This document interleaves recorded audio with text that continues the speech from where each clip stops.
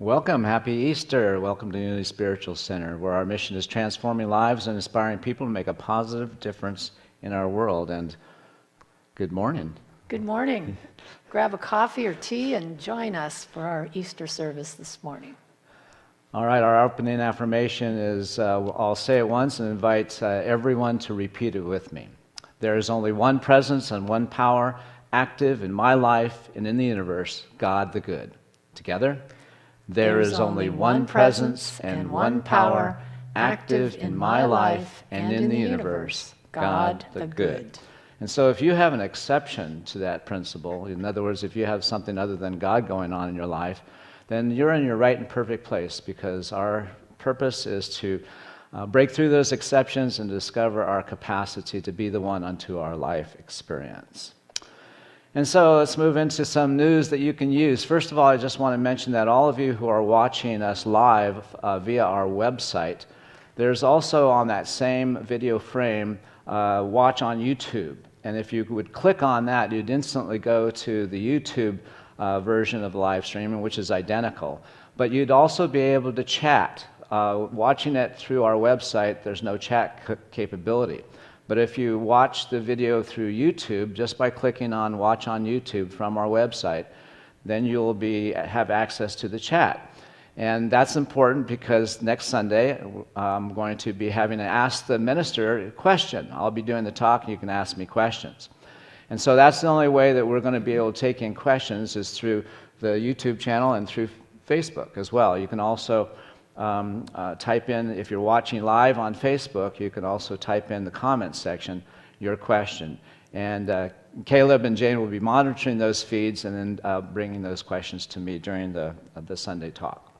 Just want to also mention that starting next week, David McClure, Reverend David McClure, is going to be starting his class morning and evening through the 27th of May. And then I will be starting my book study on MetaHuman beginning this Thursday at 10 a.m. And so if you're interested in either of these courses, in order to get the Zoom link, you'll need to email either David for his class or me for mine. And be sure and get the books. All right, what else we have? First of all, I think Reverend David is only doing a morning class. I could be wrong on that one. I think it's well. Okay, so check that anyway. Yeah, that was on the Constant Contact. Right. We want to thank our congregation for your generous outpouring of support. It just warms our heart to see the generosity in this congregation and to see the ownership of our community, our mission-centric community, as we have people really stepping up to help us throughout this time. So we want to just give a shout out to all of you who have been blessing us in that way. We've had some pretty sizable gifts showing up this week, and you'll hear more about that later on. Also, I want to give thanks for Sean and Tani Wright and for their continued work to bring us fabulous music through this time. Today, typically in our Easter service, we would have the choir blessing us with their music. And we are going to still have the choir, since there will be 2 songs from the past that the choir has done that Sean and Tani were able to edit, and we'll be bringing that to us today. So we'll have one song after the meditation, and then the second one after the talk, before we bless our No, offering. not before. Not before, after. At the closing. It's a transition yes. to our meet and greet. All right. All right, so the next thing that we're going to do, I'm going to get ready for our meditation experience, but I wanted to share with you a practice that we're going to introduce when we come together and begin our contemplative service, back when we can all be together. But we mentioned before the affirmation circlets as a ritual to help us get centered and grounded in our prayer and meditation experience. And so I'm going to model a little bit. It'll give us a little bit of a taste as a part of an introduction to the meditation experience. And so during the little introduction to our meditation, I'll be playing a video that'll have background music, and it'll explain the sequence of going through the knots. This is just a clothesline rope, and our colleague in Unity of Colorado Springs, Reverend Ariana Platten, is her congregation is making a set of these for our congregation to use when we first launched this contemplative service. And we have people in our church that have also made beaded ones that we will be able to have for sale in our bookstore. So we'll have these ones to begin with, but you can purchase your own personal one when we get going on it. Right, and so these can be disinfected and washed and dried and reused, and then those of you who want your own, well, you can just either make theirs or purchase one. And so there's big knots and these little itty bitty knots, and I'll give an explanation, but just we're going to fade into the meditation experience next. So watch the video until I invite you to close your eyes and get centered for a deeper connection. All right, so settle back and let's begin this.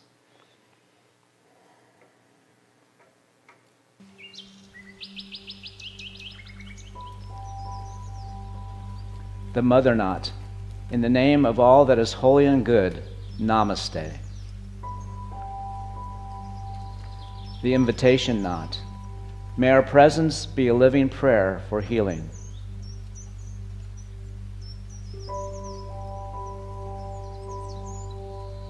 The Cycle Knot. I am source unto my life and unto my world.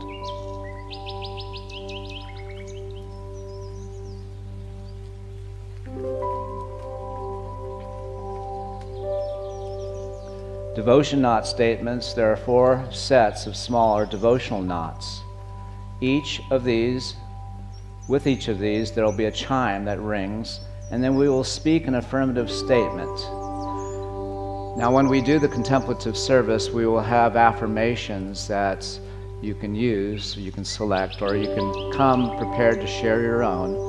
And in the course of doing this particular ritual, we will speak 12 affirmations altogether.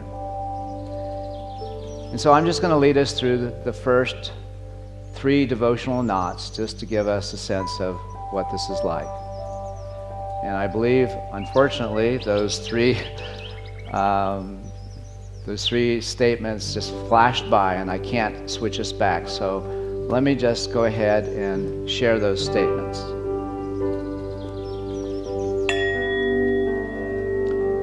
May all beings be happy.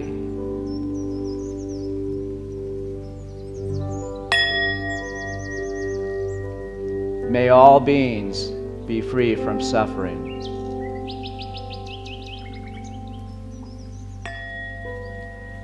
And may all beings find fulfillment and peace.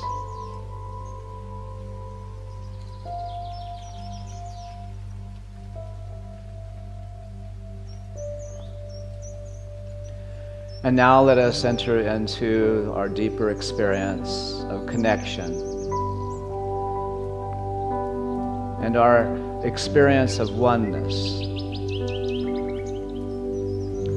And so as we allow the sounds of nature to support our movement,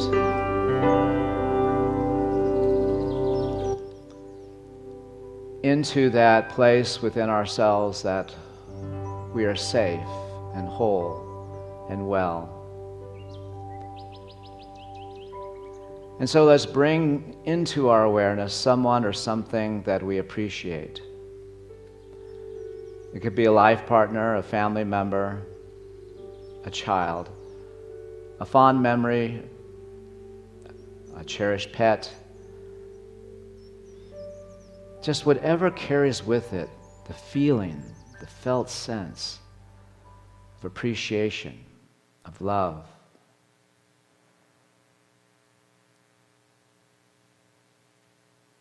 And so as we enter into this feeling, as we enter into this awareness,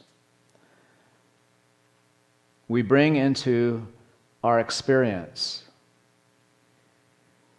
a connection to life itself, beingness. And so allow yourself simply to become aware of the sense of wholeness and oneness and connection and abiding peace.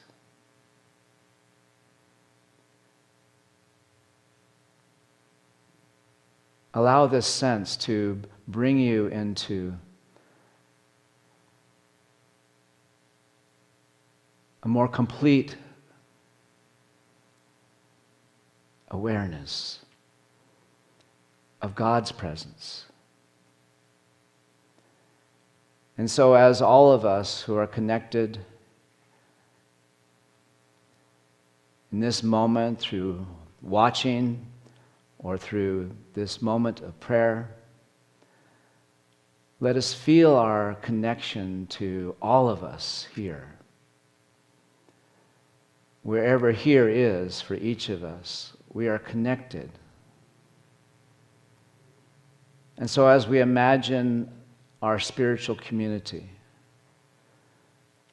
as we imagine all of us connected together, and all of those who are a part of our lives and journey, and as we imagine all who also share in this connection, we can truly feel that everyone is included. That as each one of us feels our oneness with others, we can build in our awareness the fullness of the web of life, our connection to all beings, and our universal desires for peace, for healing, to be free from the limitations of self and the compulsions that keep us rooted in separation. Each one of us longs and desires to be free and to have the capacity to bring forth a greater good that serves a greater purpose. And so as we live in this awareness of our oneness, of how each one of us, regardless of where we are, when we are, we can all feel this power, a presence, a purpose. Fill us now. And in the infilling, receive precisely what is necessary and good.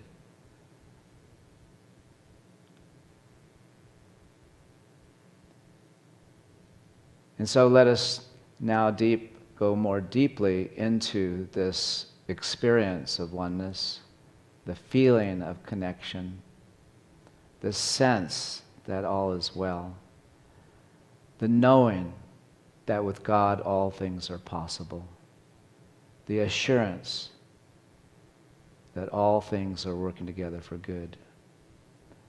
In this awareness now, let us go beyond the words and sink more deeply into the feeling of connection, gratitude, love, calm, peace in the silence.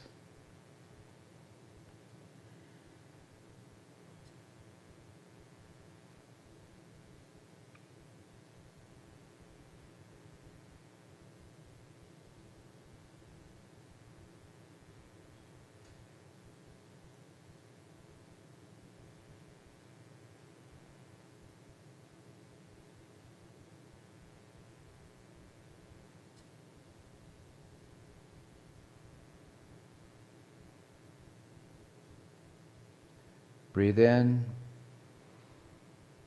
and release. Breathe in and release. Let us release ourselves now into the care and keeping of that infinite and eternal presence that is our essence, that is the truth of our beingness, our oneness, our wholeness. So for this and for all the wondrous ways in which our community is lifted into a greater expression of who and what we have come here to be, we are grateful. And so it is. Amen.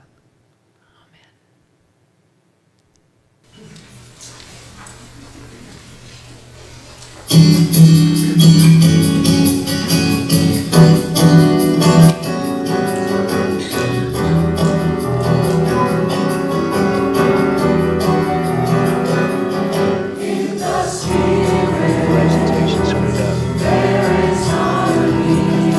Music was supposed to play during my meditation.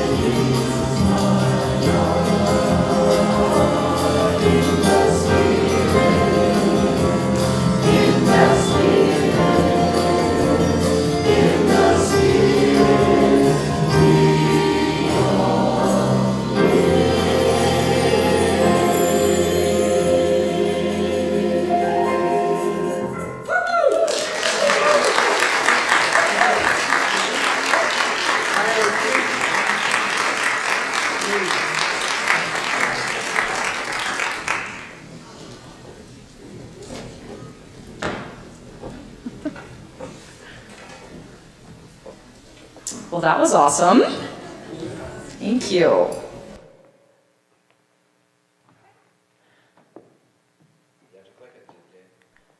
Yes, it was awesome, wasn't it? That was wonderful to hear the choir this morning. It got me up dancing and singing with my mic muted, right? Let's hope. Yes. Well, good morning. This is not the Easter talk I thought I would be giving today.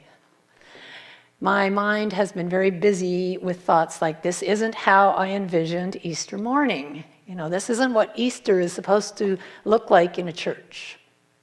Well, isn't that so? As we have been uber learning in the last month or so, how things are supposed to be is no longer valid. The words "we've always done it that way" are ringing very hollow right now. In fact, I might even go so far as to question whether that phrase has now become obsolete, just like that. And since things are so different this year, I thought we might want to retain a little bit of tradition in our time together. So I want to invite you all on an Easter egg hunt this morning. My talk title is Searching for the Cosmic Easter Egg. And this year we have a golden opportunity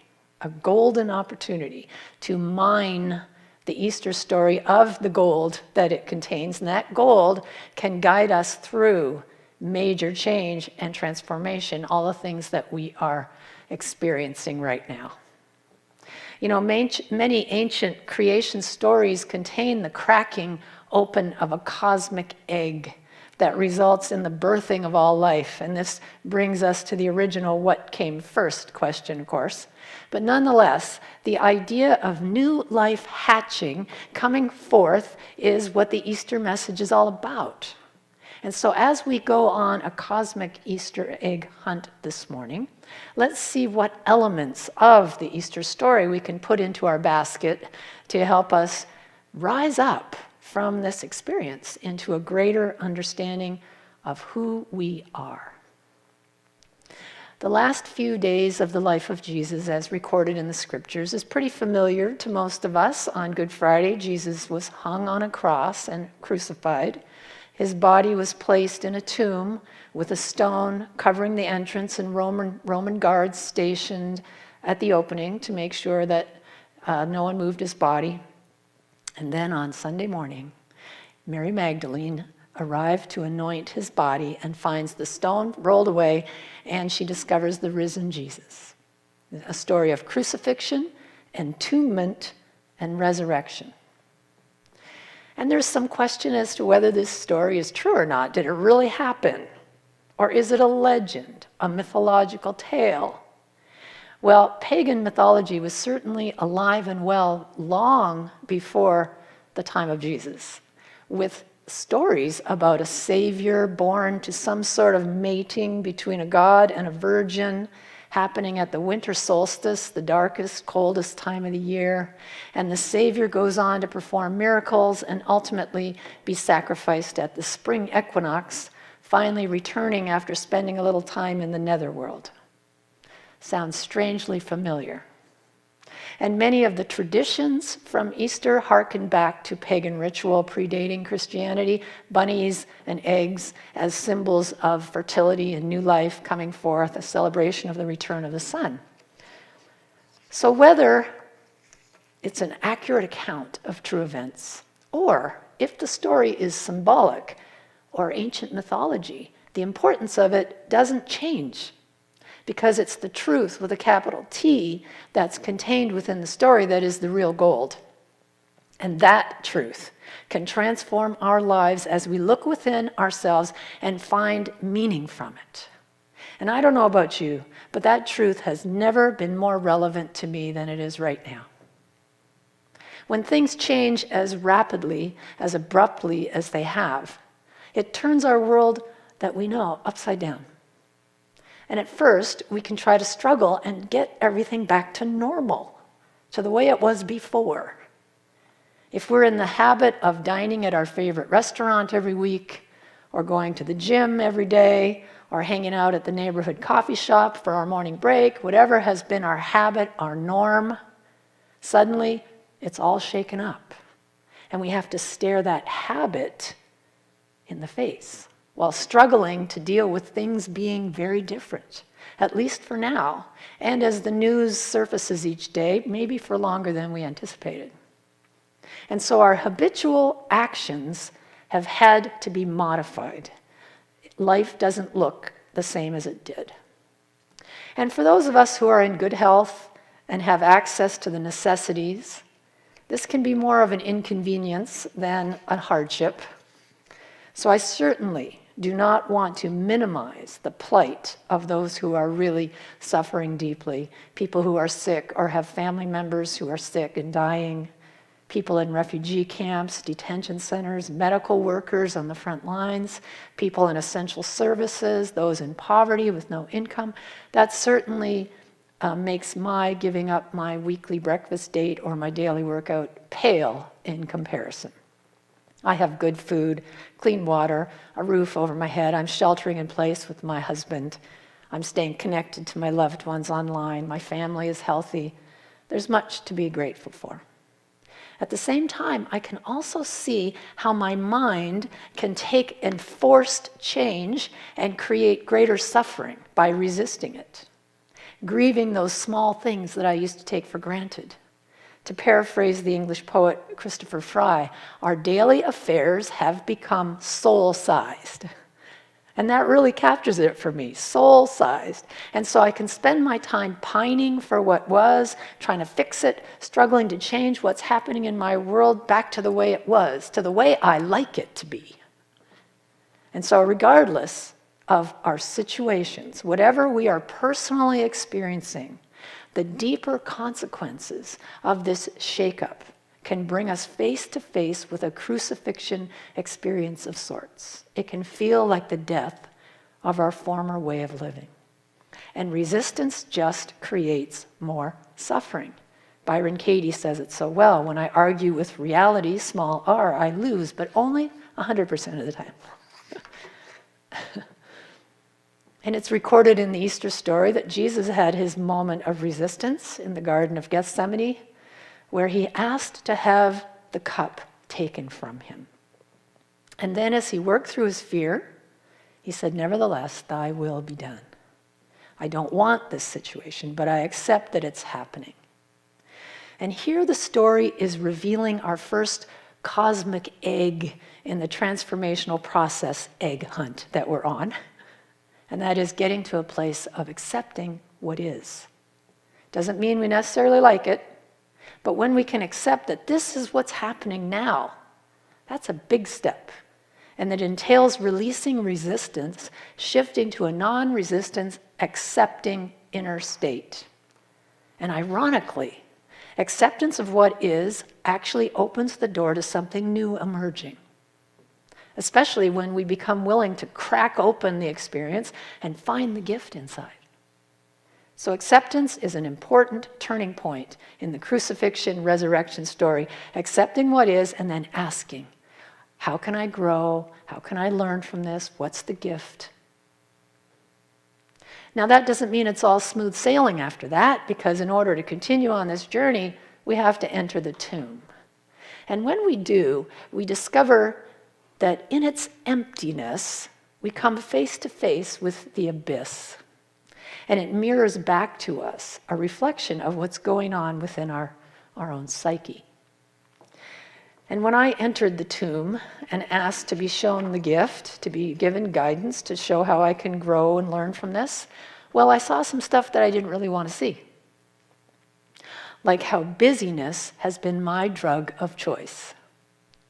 How tied I have been to a frenetic pace of living.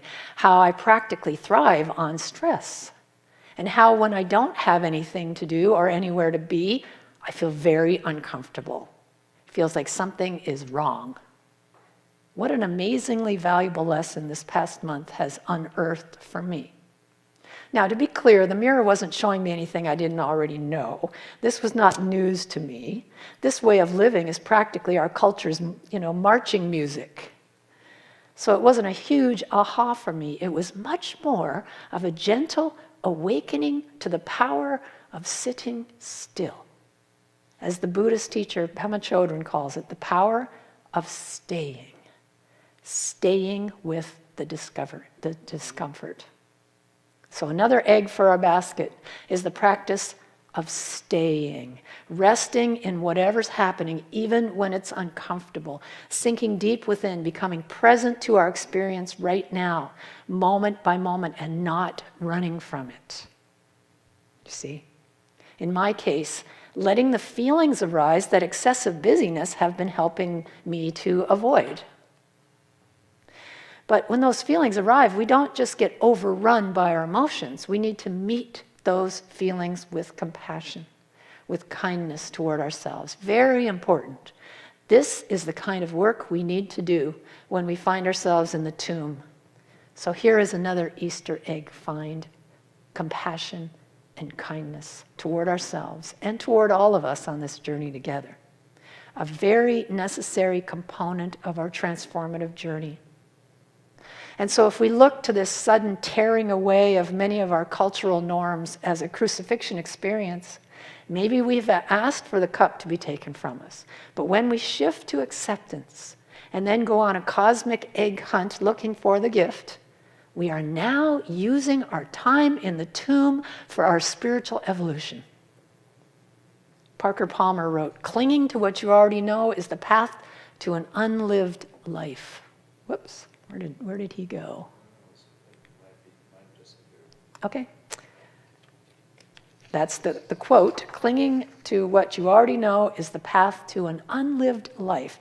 And we have to have that period of quiet reflection, a slower pace of life, taking the time to commune with the divine presence within, asking for guidance and a deeper understanding. And if we shortchange this part of the process, then the changes that result are much more superficial, an unlived life, basically. You know, the story of a caterpillar to butterfly has been used so often as an analogy for the Easter story that it borders on cliche. And so I hesitate to even use it. And yet, it's a cliche with total truth lying within it. It is rich with lessons we can learn, guideposts for us to follow in the time between crucifixion and resurrection. So Sharif Abdullah asked the question, what do you think's going through the mind of the caterpillar as it stops eating and attaches its butt to a twig? It's a great question. Well, it probably isn't thinking, wow, I'm about to dissolve into unrecognizable goo. You know, I can't wait to have my present form completely disappear into the unknown. Probably not. In the same way, we typically don't relish the thought of our world crumbling around us, but the potential for transformation in those disruptive moments can completely shift our world. So we can think of this lockdown consciousness as the time for cocooning ourselves, taking along a healthy dose of compassion, flexibility, willingness to change. Then it becomes a time of preparation for us to get ready to butterfly ourselves into a new consciousness. Sharif Abdullah points out that the word butterfly has now become a verb. And we cannot hurry this process. We have to face and feel the emotions within us, whatever they may be: sadness, grief, loneliness, anxiety, fear, frustration, boredom, whatever it is for you that comes from being isolated or apart from your loved ones and your normal way of life. We feel those feelings, we meet them with compassion. As John O'Donohue says so wisely, may there be kindness in your gaze when you look within. I love that. Such important work for us. It helps us to inch our way out of the tomb. And what the events of the past few weeks have clearly shown me is how much my mind creates the drama, how much my mind craves certainty, how disruptive it is for things to change without my consent, how painful, in fact, to have things be out of my control. But as Dr. Fauci said, the virus controls the timeline. Coming out of the tomb means being released from that prison of our own minds. Do you see it? Releasing the chains from our cultural norms. Seeing a new way of living that was hidden from view, from our awareness until now. It was always there. We just hadn't seen it. It's about the birth of something greater, something new. And that has never been up for us more than it is right now. And it takes time. Stephanie Marshall, the educator Stephanie Marshall, writes, "Adding wings to caterpillars does not create butterflies, it creates awkward, dysfunctional caterpillars." Butterflies are created through transformation. So we don't just paste a set of wings on. There's a transformative process that's necessary for us to be able to fly. And when we take the time to really walk through this experience, mining the gold from it, when we give ourselves permission to use the time to transform, when we go deeper to a place of self-compassionate reflection, releasing what's holding us back from acceptance and really listening for our guidance from Spirit, when we truly can get to a place of gratitude, finding the gift, transforming power is unleashed. A new level of creativity opens up for us, is now available to us. Something new can be born. But just remember, a new birth is not easy, it's hard. It takes work, labor. What we're going through, all of us, whatever our situation, let's have compassion for ourselves and for each other. Because this is difficult. It's nothing we've dealt with before.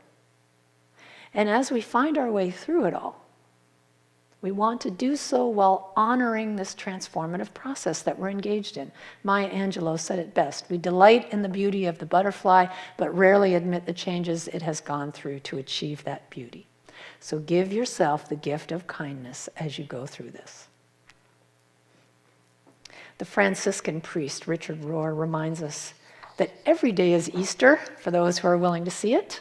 There's always life breaking through, always restoration happening, always resurrection taking place, always glorious rebirth happening, always miracles in our midst.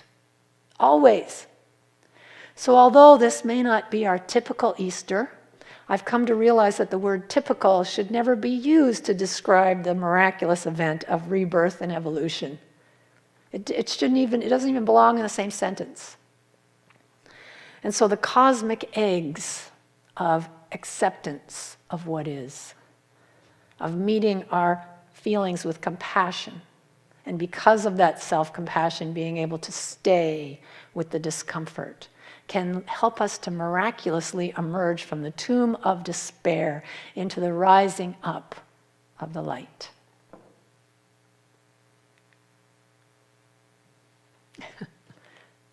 This week I read a wonderful poem reminiscent of Dr. Seuss called How the Virus Can't Steal Easter. Thanks to Royce and Annette for sending that to me.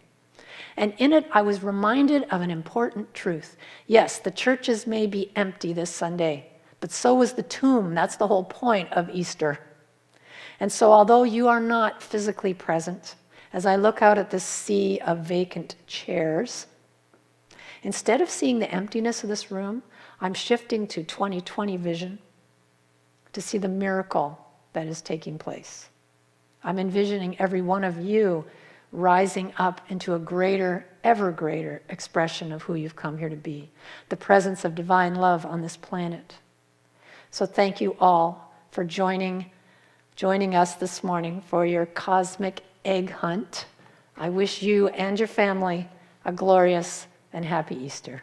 And so it is. All right. Move that all right, this is Taking It to Heart with Dr. Gary, and it's so interesting, your message. As I was listening to it, I was thinking about all the disruptions that we've had for us personally with respect to our move to Kettle Falls, and it's so to give an example of what our experience is like. Just imagine this right here is our tiny home, and we have all this as our property, and we're trying to squeeze our whole house into this little area. And anyway, all of the things that have happened that have been kind of in our way with respect to our move is sort of like this having to come to terms with not a new normal. There's no such thing as normal anymore, but rather with what is, and true. Being confined and having to kind of not be engaged with all the things that we're accustomed to forces us to look at our compulsions. And like I loved it when you said your drug of choice is being busy. And I've often felt that my greatest fear is not having the capacity to do stuff, to physically do stuff that's important to do. And so all of us are in this experience of having to recalibrate our sensitivity to what's happening out there and actualize a dimension of ourself that is the counterbalance to all the things that are out there. It's like, we had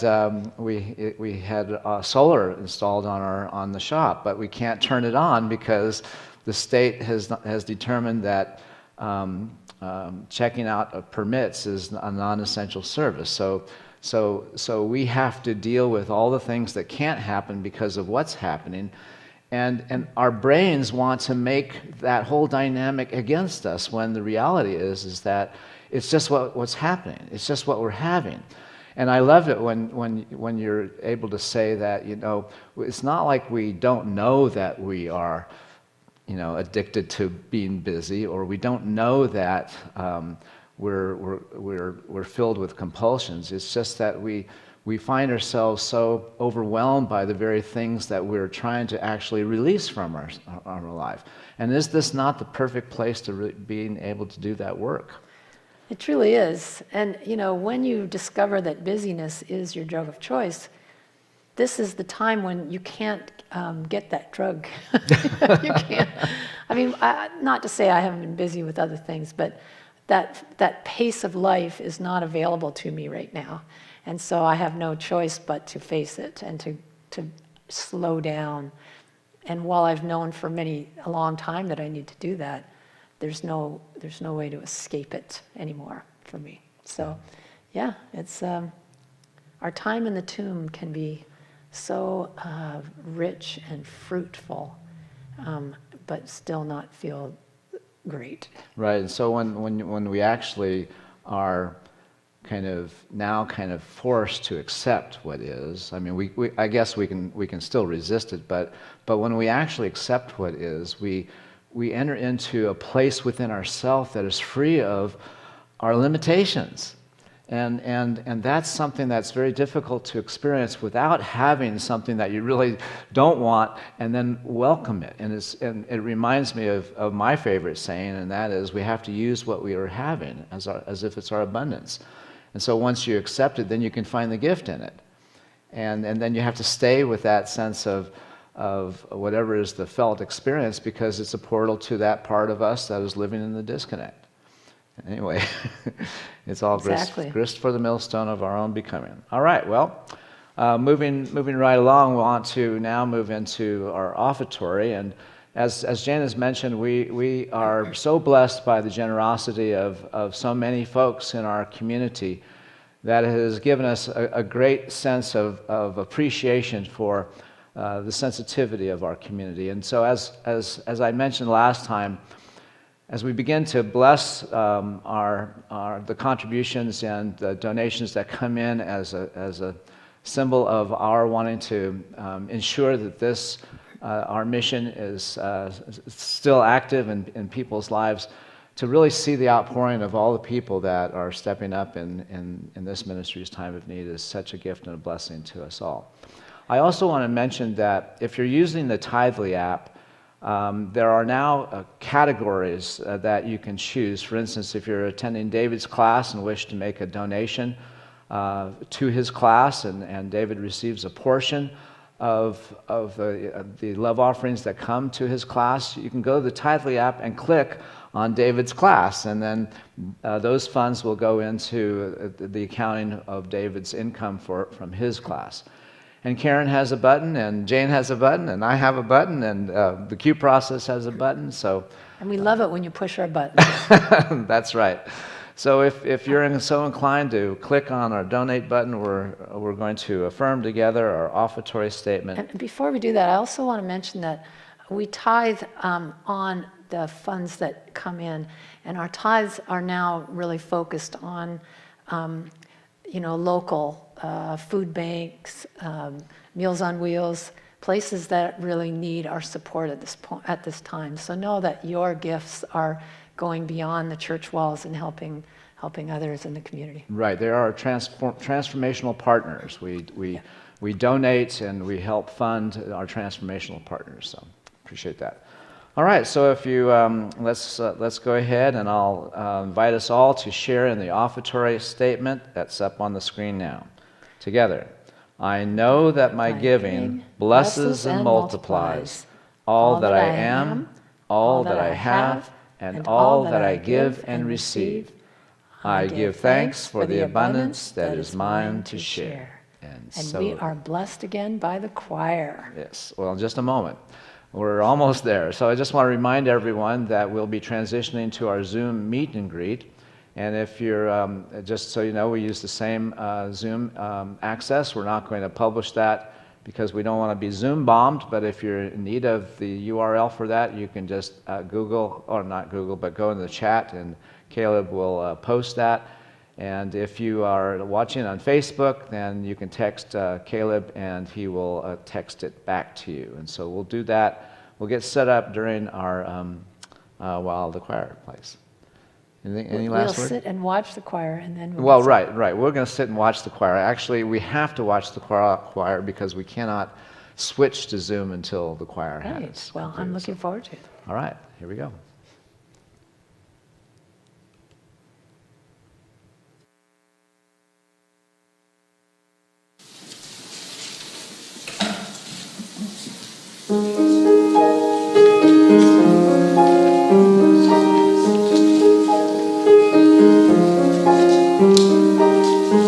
Open my eyes that I may see glimpses of truth thou hast for me. Place in my hands a wonderful key that shall unclasp and set